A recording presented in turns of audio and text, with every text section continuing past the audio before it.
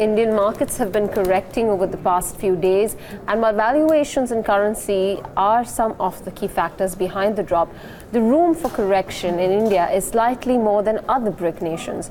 Jayesh Khilnani is here to tell us why. Jayesh.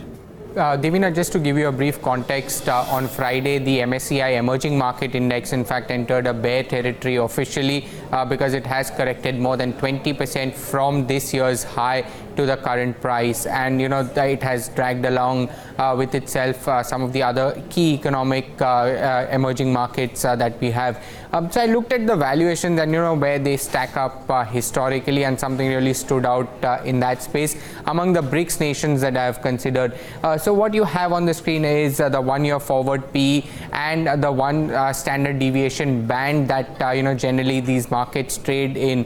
What actually stands out from this is that India is the only BRICS nation that is trading above the +1 standard deviation mark, and on the other reverse side we have South Africa, which is trading below the -1 standard deviation mark. So at two extreme ends that we have. So there is, which means that India has some room to correct, while if you are a believer of valuations, South Africa could see some bit of upside. But overall, the view on emerging markets remains on the negative side, because I spoke with Mark Matthew as well, and in a recent report of theirs, they have in fact downgraded the entire emerging market space to a market market performer from an overweight performer, so including India. So not looking that great for the emerging markets. But what he cited out was that emerging currencies will likely be under pressure, which will in fact